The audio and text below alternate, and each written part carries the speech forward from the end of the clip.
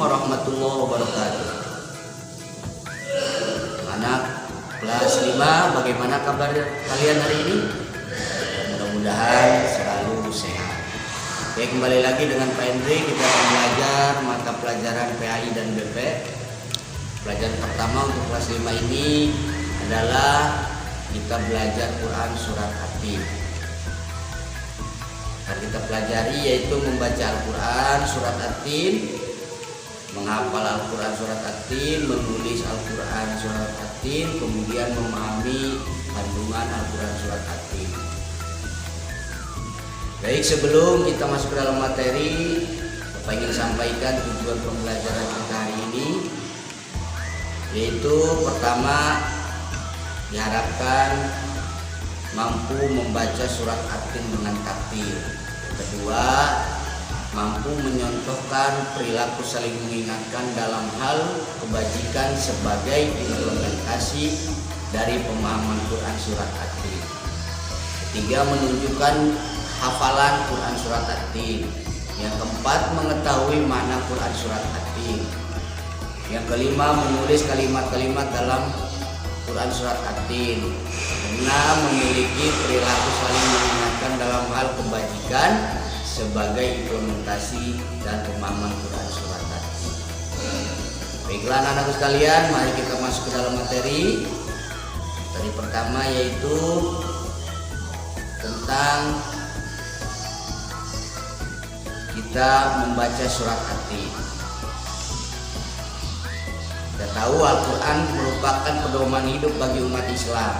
Dengan Al-Quran, hidup kita akan terarah dan berada di jalan yang benar. Selain mengarahkan hidup kita ke jalan yang benar, Al-Quran juga memiliki banyak keutamaan jika kita membacanya. Membaca Al-Quran termasuk ibadah yang paling utama yang memiliki berbagai keutamaan. Oke, perhatikan tanda baca fathah, kasroh, doma, sukun, dan tasdid pada huruf Al-Quran. Perhatikan bacaan dari surat At-Tin. Bismillahirrahmanirrahim. Wat-tini waz-zaitun wa turi sinin wa hadzal baladil amin. Laqad khalaqnal insana fi ahsani taqwim. Tsumma radadnahu asfala safilin. Illal ladzina amanu wa 'amilus sholihati falahum ajrun ghairu mamnun. Wa ma yukadzibuka ba'du bid-din. Alaysa Allahu bi ahkamil hakimin. Mulai dari sekarang kita membiasakan diri untuk membaca Al-Quran dalam kehidupan sehari-hari. Baik, nanti kalian coba menulis surat At-Tin.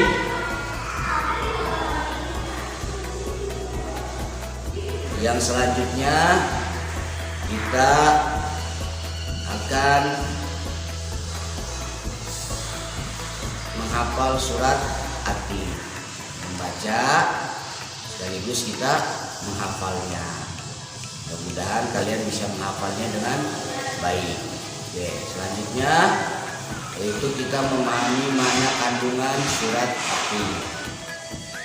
Tahukah kalian apa isi kandungan surat At-Tin?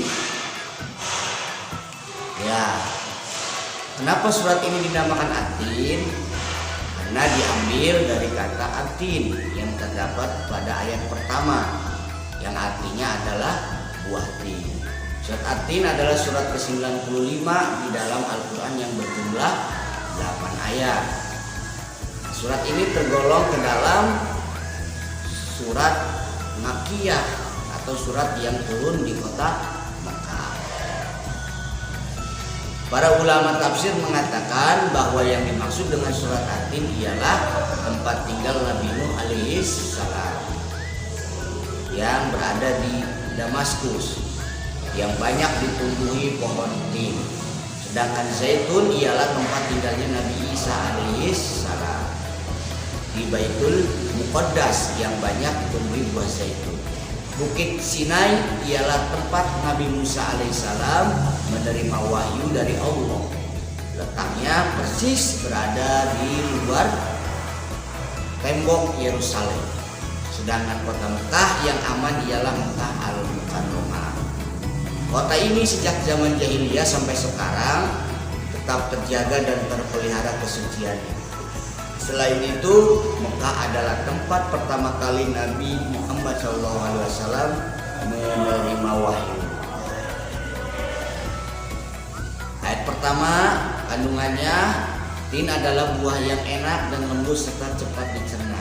Ia menjadi obat yang banyak manfaatnya, memperhalus fisik, mengengkerkan dahak, membersihkan ginjal, menghancurkan batu pada saluran air seni, menggemukkan badan dan dapat melonggarkan rongga hati dan limpa. Zaitun adalah buah yang memiliki keistimewaan karena kandungan minyaknya yang berlimpah sehingga dapat dipergunakan di daerah yang kurang memiliki minyak.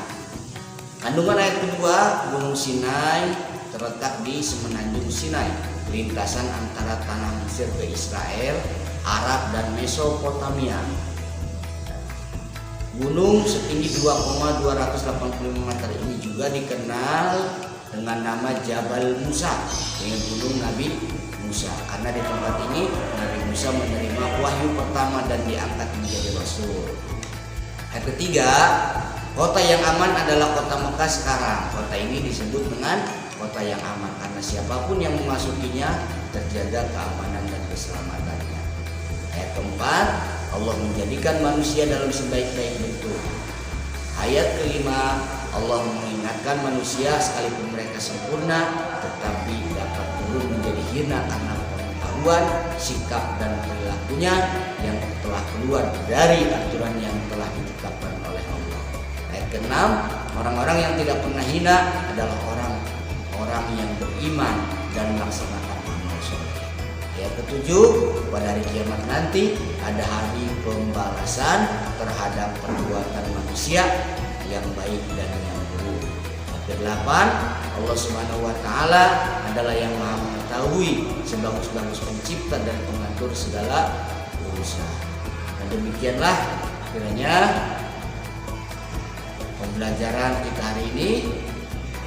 Mudah-mudahan kita selalu diberikan kesehatan, kita bisa melanjutkan pembelajaran kita pada pertemuan berikutnya. Terima kasih.